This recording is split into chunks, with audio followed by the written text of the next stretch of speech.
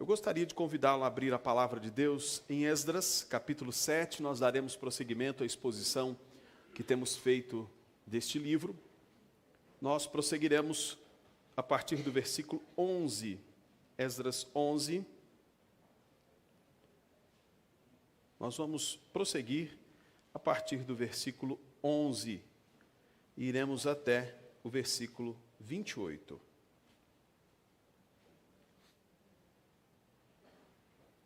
Acompanhe a leitura, diz assim a palavra de Deus. Esdras, capítulo 7, versículo 11 ao 28.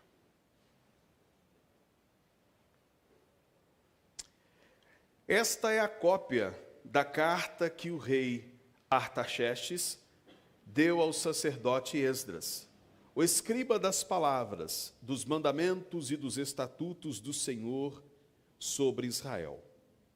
Artaxerxes, rei dos reis, ao sacerdote Esdras, escriba da lei do Deus do céu, paz perfeita.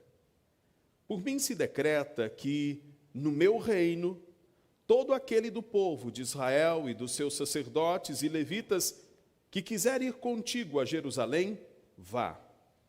Porquanto és mandado da parte do rei e dos seus 7 conselheiros para fazeres inquirição a respeito de Judá e de Jerusalém, segundo a lei do teu Deus, a qual está na tua mão. E para levares a prata e o ouro que o rei e os seus conselheiros espontaneamente ofereceram ao Deus de Israel, cuja habitação está em Jerusalém, bem assim a prata e o ouro que achares em toda a província da Babilônia, com as ofertas voluntárias do povo e dos sacerdotes oferecidas espontaneamente para a casa de seu Deus, a qual está em Jerusalém.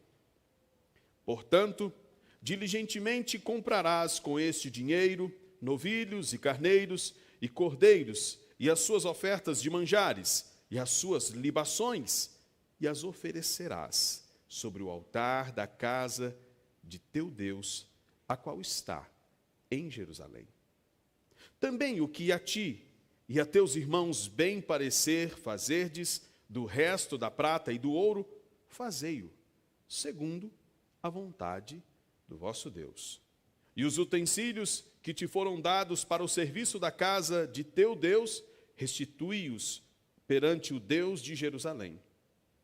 E tudo mais que for necessário para a casa de teu Deus, que te convenha dar, dá-lo-ás da casa dos tesouros do rei. Eu mesmo, o rei Artaxerxes, decreto a todos os tesoureiros que estão da além do Eufrates, tudo quanto vos pedir o sacerdote Esdras, o escriba da lei do Deus do céu, pontualmente se lhe faça. Até 100 talentos de prata, até 100 coros de trigo, até 100 batos de vinho, até 100 batos de azeite, e sal à vontade. Tudo quanto se ordenar, segundo o mandado do Deus do céu, exatamente se faça para a casa do Deus do céu. Pois, para que haveria grande ira sobre o reino do rei e seus filhos? Também vos fazemos saber acerca de todos os sacerdotes e levitas, cantores, porteiros, de todos os que se servem nesta casa de Deus, que não será lícito impor-lhes nem direitos, nem impostos, nem pedágios. Tu, Esdras, segundo a sabedoria do teu Deus, que possuis, nomeia magistrados e juízes que julguem a todo o povo que está da além do Eufrates, a todos os que sabem as leis de teu Deus, e ao que não sabe, lhes façam saber. Todo aquele que não observar a lei do teu Deus e a lei do rei, seja condenado ou à morte, ou ao deserto, ou ao desterro, ou à confiscação de bens, ou à prisão. Bendito seja o Senhor, Deus de nossos pais, que deste modo moveu o coração do rei para ornar a casa do Senhor, a qual está em Jerusalém, e que estendeu para mim a sua misericórdia perante o rei, e os seus conselheiros e todos os seus príncipes poderosos. Assim me animei, segundo a boa mão do Senhor, meu Deus, sobre mim, e ajuntei de Israel alguns chefes para subirem comigo. Curve sua cabeça, falemos mais uma vez com o Senhor. Ó Deus, estamos diante de sua palavra, agora com o coração desejoso de ouvirmos o que o Senhor tem a nos dizer por meio deste texto. Conceda-nos a iluminação necessária para compreender a tua palavra. Mais do que compreender, nas palavras do salmista, Senhor, escondê-la no coração para não pecarmos contra ti. Em nome de Jesus. Amém.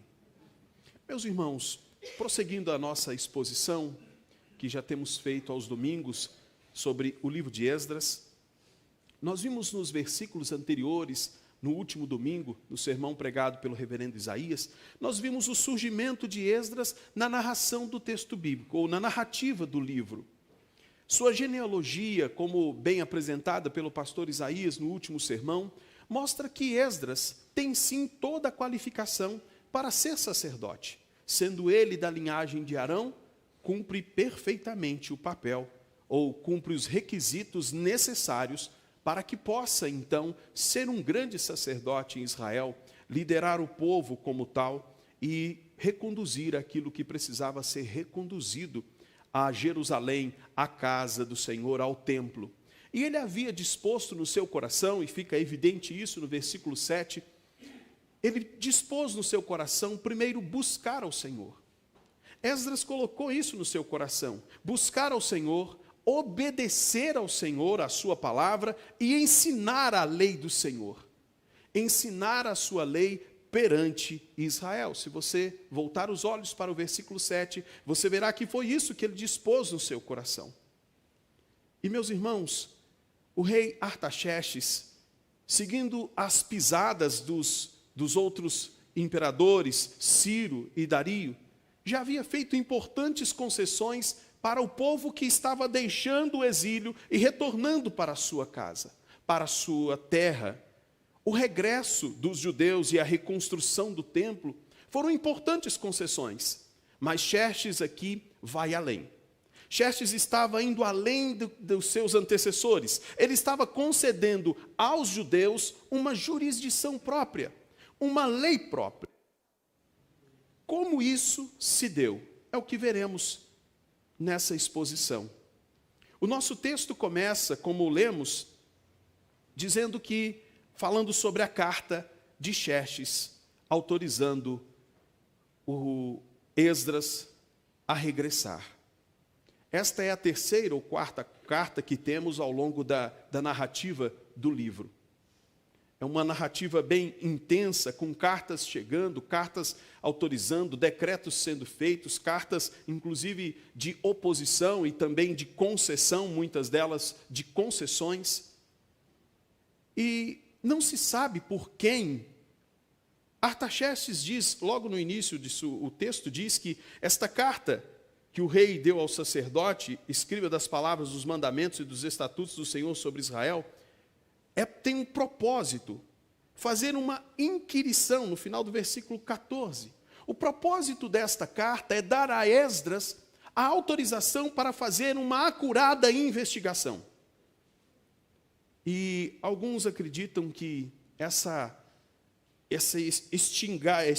provocar o coração do rei para que fizesse essa investigação, possa ter partido de Esdras, considerando que ele era alguém influente. Não era alguém qualquer. Esdras era alguém influente dentro do próprio império. Esdras era escriba. Mas não sabemos ao certo, especificamente, por quem o rei foi provocado. Mas enviar comissões, enviar pessoas para averiguar a situação das províncias era algo comum nos impérios. Os impérios cresciam, a capital do império ficava distante territorialmente. Considerando que na época o que tinha de comunicação eram as cartas, não tinha o WhatsApp, o e-mail para poder mandar e comunicar rapidamente que alguma coisa estava saindo dos trilhos. Então, de tempos em tempos, os imperadores enviavam aos reis, às províncias, investigadores ou pessoas que fossem conferir como está. Lembrando que na maioria das províncias dos impérios, os imperadores, os impérios dominadores, estabeleciam ali também uma casa de tesouro, que abrigaria toda a verba arrecadada ali dos impostos do opressor, que o opressor cobrava do oprimido. Bom, certo é que não era diferente, não era estranho, algo inédito, o que Xerxes estava concedendo a Esdras. Mas há algo muito diferente nesse envio, nessa comissão. Porque Xerxes não está dando a Esdras apenas uma obrigação governamental. Ele não está dizendo assim, olha Esdras, vá lá, confere, volte aqui e me conte. Vá como um espião, ou ainda que não seja como espião, olhe como está a situação, resolva aquilo que for possível e volte correndo para mim. Não, ele tinha duas funções, uma governamental e outra espiritual. Não era uma comissão apenas interessada em averiguar a situação financeira, política e social daquela província. Era uma comissão que buscava também avaliar a situação espiritual. Fica claro isso, e eu quero que você volte os olhos para o versículo 26 do texto que lemos. Todo aquele que não observar a lei do teu Deus e a lei do rei, seja condenado. Há duas funções, tanto a lei governamental quanto a lei de Deus. Duas funções ficam claras. Essa comissão deveria avaliar a situação governamental e a situação espiritual. Contudo, Esdras estava retornando para sua casa. Não era um persa que estava indo em missão investigar o povo que estava sendo escravizado, ou subjugado, melhor dizendo. Era alguém do povo subjugado, voltando para o seu povo. Mais do que isto, era Esdras voltando para o seu povo, com a lei que o povo precisava, como veremos à frente. E o texto, logo na sua carta, Xerxes se diz, e talvez isso cause a princípio um pouco de espanto, que a carta diz, Xerxes, rei dos reis. E a ideia que se tem aqui de rei dos reis, no linguajar evangélico popular, é que isso se refere apenas a Deus. Óbvio que somente Deus é exatamente o rei dos reis. Mas essa era uma designação comum para a época, porque esses reis dominadores tinham reis vassalos, reis que estavam debaixo do seu domínio. Então ele está dizendo, o rei maior, aquele que domina outros reis, essa é a designação dele. Ele se apresenta assim. Ele havia enviado Esdras para averiguar, mas mais do que isso, como disse, ele tinha dado a Esdras a missão de levar a lei do seu povo para o seu povo. Por que isso é tão importante? Porque um povo sem lei é um povo sem identidade. Uma nação precisa de algumas coisas para ser declarada uma nação. Uma delas é ter um povo, é ter uma nação e ter uma lei. Sem isso, um povo não pode ser declarado, ou não tem uma identidade como nação.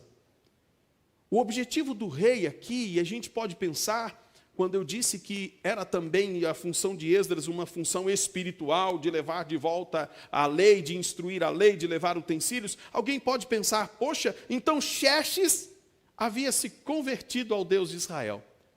Não. Não há nenhuma conversão do imperador aqui. Era comum, era uma prática comum dos reis buscarem a paz no seu reino. E o objetivo de Xerxes aqui é um objetivo político. Era por meio das concessões religiosas conseguir a paz para governar e continuar arrecadando os seus tributos. Nós não podemos então, meus irmãos, pensar que Xerxes se converteu. Xerxes está buscando, para ser mais claro, é a versão antiga, o que Xerxes está fazendo, é a versão antiga de todos os caminhos levam a Deus. É a versão antiga. Ele tem outros propósitos. O propósito dele é basicamente político, tal como vemos no período eleitoral, onde um candidato participa numa mesma semana de um culto, toma a hóstia na missa, faz uma oferenda no terreiro, senta e zomba da fé cristã junto com os ateus, tudo isso em uma semana. Xerxes buscava exatamente isso, ficar bem com todos. As concessões que os imperadores faziam, e não eram todos, isso não era um padrão, alguns eram mais firmes, como o próprio Israel experimentou em outros momentos, momentos em que não houveram concessões. Xerxes fazia concessões, e outros imperadores também faziam outras concessões religiosas a outros povos, a fim de que pudesse ter governabilidade. Assim como Ciro, Xerxes autorizou aqueles que quisessem regressar a voltar. No texto que lemos está escrito, ele disse: todo aquele do povo que quiser voltar, eu permito que volte. Xerxes também, no texto em que lemos, vai colocar algumas ofertas. Por exemplo, ele diz: olha, leve ofertas, dinheiro, utensílios, em meu nome e no nome dos conselheiros. Há uma oferta que ele mesmo e seu conselho manda, uma contribuição para Jerusalém. Mas ele também diz, e se você atentar para a leitura que fizemos, ele diz que não somente eles, mas também uma outra oferta, a oferta de gentios, quando ele diz que na Babilônia, pessoas do povo poderiam fazer ofertas também, apresentar ofertas. Então temos agora duas ofertas apresentadas, pelo imperador e por seus conselheiros, pelos gentios, mas ele também diz que os compatriotas de Esdras poderiam também ofertar. 3 ofertas apresentadas ao Deus do céu. Algumas expressões se repetem com frequência e nos chama muita atenção para isso. A expressão Deus do céu aparece várias vezes no texto. Jerusalém, a casa de Deus, aparece várias vezes. Como a carta de Xerxes, um gentio, alguém pode perguntar ou dizer que este argumento mostra que ele tenha se convertido ao Senhor. Mas esse argumento não é válido, porque o próprio Esdras pode ter auxiliado na produção desta carta, ou qualquer um outro judeu pode ter auxiliado na produção desta carta como escriba, e Xerxes apenas ter assinado. Mas certo é que Xerxes queria, por meio de permissões e concessões, alcançar alguns favores, tanto do povo quanto do próprio Deus. Porque ele mesmo diz assim: por que se iraria o Deus do céu contra o reino, o rei e seus filhos? Ele buscava toda forma de ser abençoado. E se a primeira permissão que o povo de Israel obteve foi o regresso para edificar o templo, agora o que temos aqui nesse texto, com estas 3 ofertas apresentadas, dinheiro, utensílios, o que temos aqui é um restabelecer litúrgico no templo reconstruído, ou no templo para o qual eles voltaram, para a cidade para a qual eles voltaram. O que nos faz pensar que a necessidade desses utensílios, e alguns já haviam sido enviados no primeiro capítulo, se você se lembra do sermão, se não me engano, o pastor Vitor expôs esse sermão, falando dos utensílios que levaram. Novamente, outros utensílios são levados. Mas agora, o imperador disse o seguinte: leve dinheiro, compre novilhos, compre animais para serem sacrificados. Meus irmãos, qual o sentido do templo sem o trabalho de adoração por meio do sacrifício?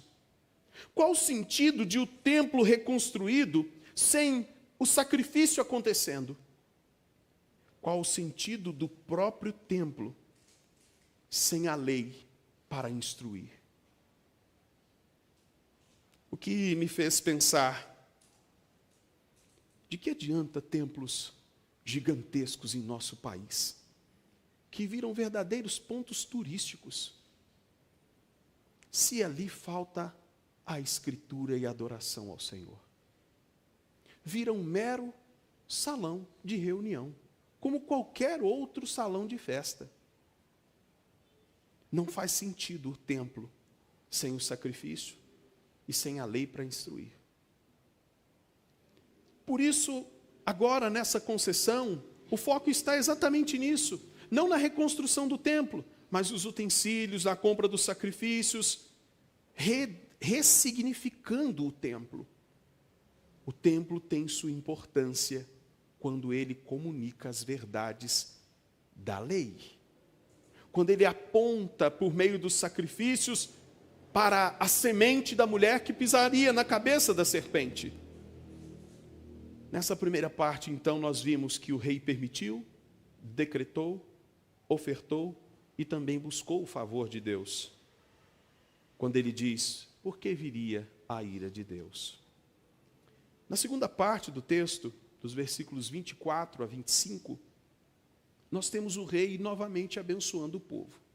Na primeira parte, ele abençoa com ofertas, concedendo dinheiro, concedendo levar utensílios. Agora ele faz concessões importantes, dada a condição do povo de Israel. O opressor agora, volte os olhos para o versículo 4, diz assim, o texto, também vos fazemos saber, acerca de todos os sacerdotes, levitas, cantores, porteiros e todos que servem nesta casa de Deus, não será lícito impor-lhes nem direito, nem impostos, nem pedágios. Olha o que ele fez. O opressor concede agora uma isenção. Esse povo que fora oprimido não apenas uma vez, mas por diversas vezes na história, e eu gostaria que você se lembrasse do Egito, quando o povo era obrigado a trabalhar de forma desumana, e ainda assim é oprimido novamente quando Moisés pede para o povo sair, e é dobrada a quantidade a sua necessidade de produção, impõe mais peso sobre eles. Esse povo que fora tão despojado de seus bens, de suas posses, de sua terra, agora está recebendo uma isenção. Olha, não vai se impor sobre eles imposto. Mas mais do que isso já é muito bom. Mas olha o que acontece. Tu, Esdras, versículo 25, segundo a sabedoria do teu Deus que possuis, nomeia magistrados e juízes e julguem o povo que está da além do Eufrates, a todos que sabem a lei do teu Deus, e o que não a sabes, lhes faça saber. O rei, agora o foco não está mais nas ofertas, mas ele faz concessão de impostos e diz que agora é permitido ao povo obter novamente a sua lei. Agora é permitido ao povo obedecer. E mais do que isso, Xerxes vai dizer o seguinte: corrija aqueles que não obedecem, instrua-os, e aqueles que não sabem, lhes ensine. E eu quero que você pare um pouco e se lembre do que eu disse agora há pouco. O que foi mesmo que Esdras assentou no seu coração no versículo 7? Buscar ao Senhor e ensinar. Volte no versículo 7. Versículo 7. Também subiram, capítulo 7, versículo 7.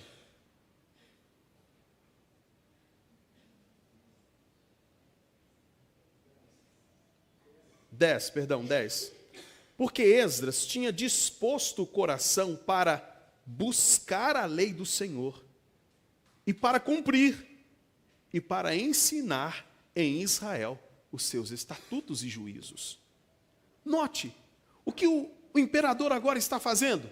Está dizendo, corrija, instrua, julgue, aquilo que Esdras havia assentado no seu coração fazer. O rei, o imperador, sem ter conhecimento do coração de Esdras, está permitindo que se faça. Isso é fantástico, irmãos. Aquilo que Esdras assentara no seu coração, no versículo acima, poucos versículos abaixo, na história nós vimos basicamente dizendo assim: concedeu o Senhor o desejo do coração de Esdras. Deus fez com que o rei permitisse que aquilo que estava no coração de Esdras se tornasse uma realidade por meio de seu decreto. E meus irmãos, nós veremos o quanto, nos próximos sermões, eu quero que você atente-se para isso, nós veremos o quanto isso aqui que Xerxes está permitindo era necessário para esse povo que estava saindo do exílio. Nós vamos ver nos próximos capítulos. Se você avançar algumas páginas ao longo da semana nos seus devocionais, você vai ver que Esdras vai ter que instruir o povo pela lei, porque o povo havia se distanciado, casamento misto, aquela confusão.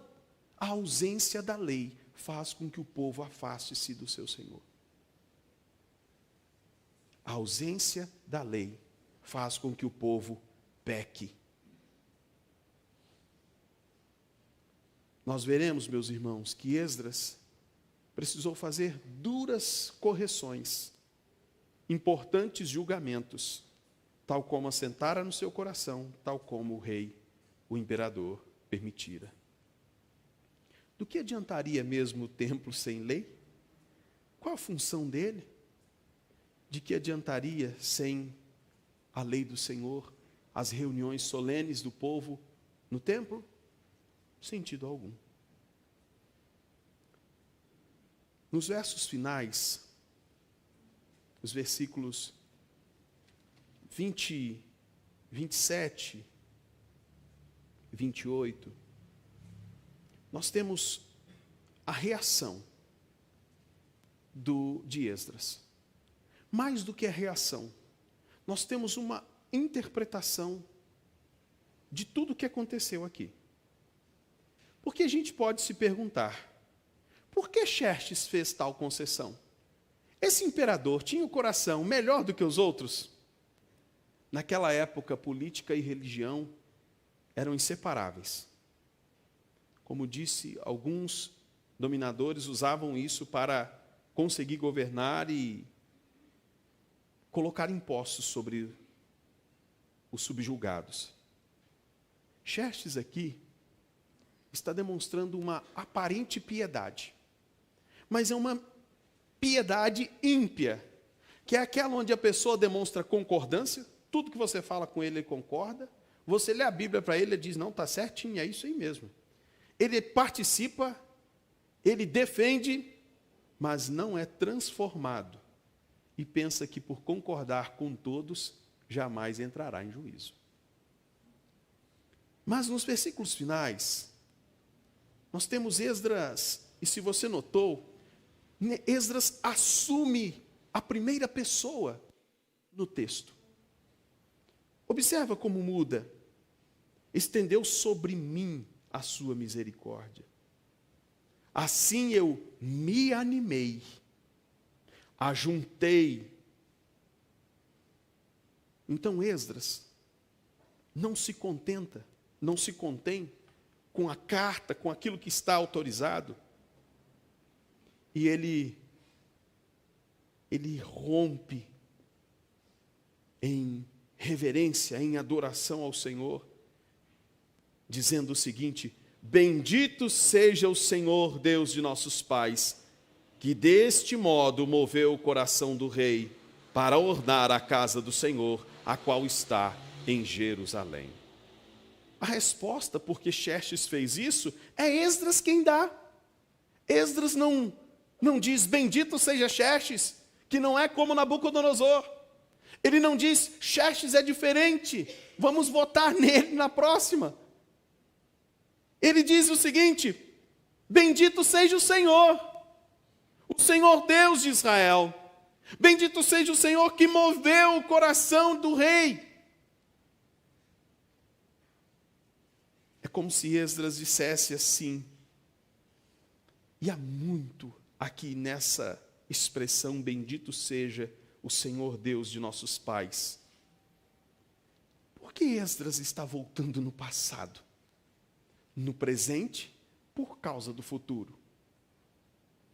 É como se Esdras dissesse assim, irmãos, aquele que fez aliança com Abraão, nos restaura a terra. Aquele que fez aliança com Moisés, aquele que fez aliança por meio de Moisés, nos concede de novo a lei que perdemos. Aquele que fez aliança com Davi, traz-nos novamente e enche-nos o coração de esperança de que novamente veremos um descendente de Davi no trono de Israel. O que ele está dizendo e o que está aqui nesse texto, Esdras não tem em mente um Deus distante, mas Esdras tem em mente o Deus da aliança. O Deus que se relaciona por meio de aliança e que traz para si o povo todas as vezes em que esse povo peca, esse povo sofre a consequência, como bem vimos em algumas aulas da escola dominical. O povo vai para o exílio porque quebra a aliança. O povo sofre escravidão porque transgrediu a lei de Deus. Ele está dizendo, o Deus da aliança não esqueceu o seu povo, não esqueceu o povo de Israel. Ele move o coração do rei. Move o coração do rei com um propósito: ornar a casa do Senhor, a qual está em Jerusalém. O motivo do coração do rei ser movido é o Senhor, que é o verdadeiro rei dos reis.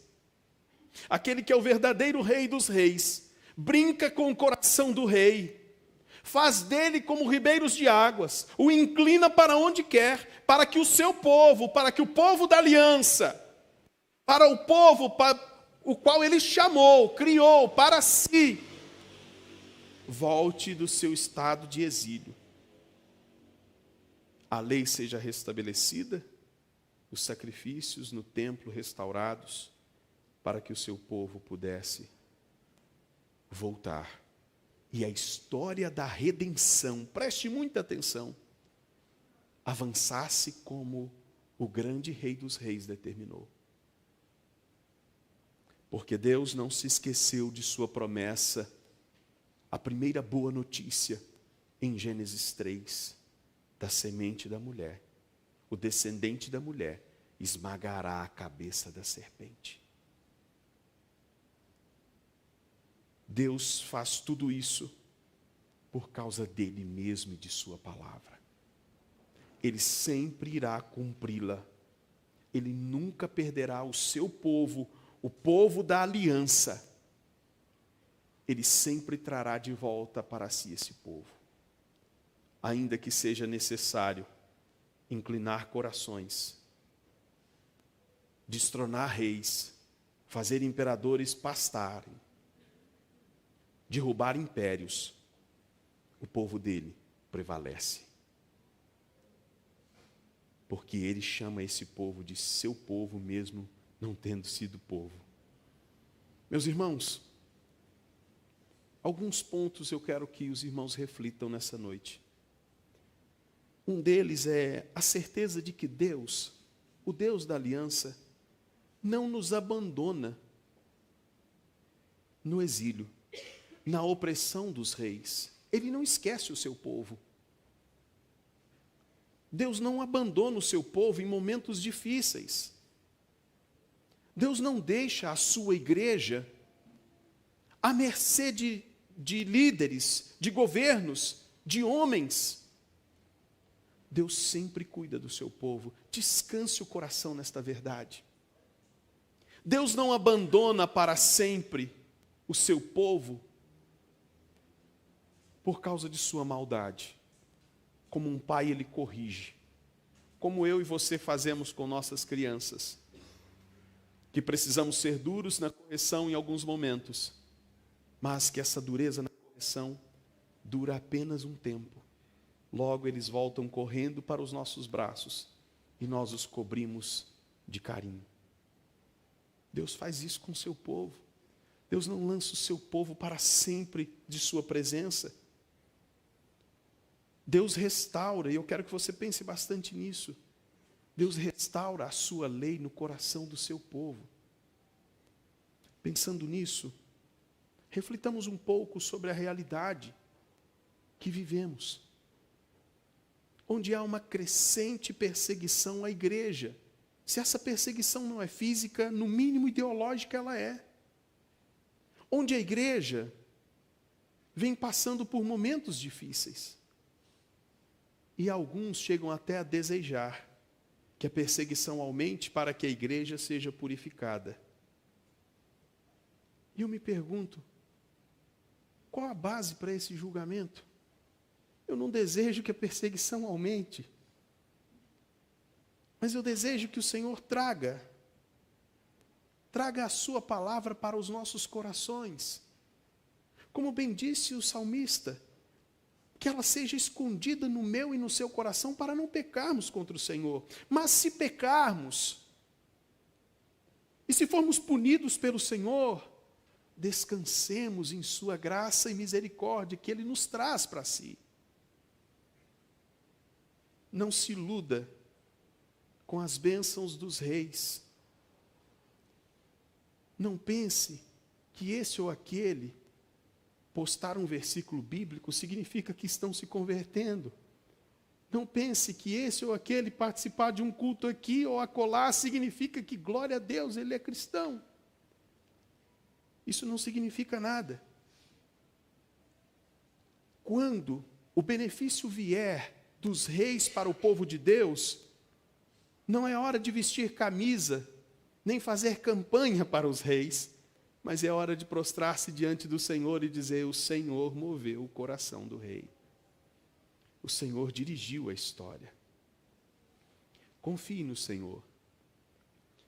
Por fim, de forma mais prática, se em algum momento da vida, meu irmão e minha irmã, você já viveu momentos maravilhosos com o Senhor, momentos de oração, momentos de leitura das Escrituras, e se esta, infelizmente, não é a sua realidade hoje, se hoje o que você vive é tristeza, esfriamento, distanciamento do Senhor e da palavra de Deus, da oração e, por consequência, do Senhor, talvez até questionando-se se em algum momento aquilo que você viveu foi verdade mesmo. Eu quero dizer para você que o Senhor não abandona os seus servos nesses momentos sombrios também. Ainda que Ele os discipline, Ele trará você de volta. Seja por meio de concessões de reis, seja por meio de correções da igreja, seja por meio de conversas necessárias com irmãos maduros. O que eu tenho a dizer para você é que nada pode separar você do amor de Deus que está em Cristo Jesus. E que esta condição, se no momento é lamentável, não pode ser e não será a sua condição última. Talvez o coração que o Senhor precise mover não seja o do rei, mas seja o coração do servo. Talvez seja você esse servo. Os servos podem mudar, mas o rei que muda corações continua a trabalhar. Portanto, ore, pedindo ao Senhor que lhe tire desse cativeiro que talvez você esteja de frieza, de desânimo, de tristeza. Peça a Ele que venha até você. Peça ao Senhor que venha ao seu encontro e que não te deixe nesta condição. Porque Ele não abandona os seus servos. Ele sempre move corações para que a trajetória do seu povo seja no final bem-sucedida. E se o Senhor o chamou eficazmente, tenha certeza que a sua trajetória será bem-sucedida. Porque é Ele quem guarda o seu pé de tropeçar, para no final lhe apresentar. Curve sua cabeça. Vamos falar com o Senhor, mas me permita apenas lhe dizer que Deus usará o seu povo, os seus líderes, os seus pastores e presbíteros, às vezes para dirigir o seu coração ou para corrigi-lo. Quando for procurado, em algum momento, para conversar, não fuja. Não deixe o pastor no vácuo. Responda. Pode ser o Senhor usando pessoas para despertar seu coração. Curve sua cabeça, falemos com Ele mais uma vez.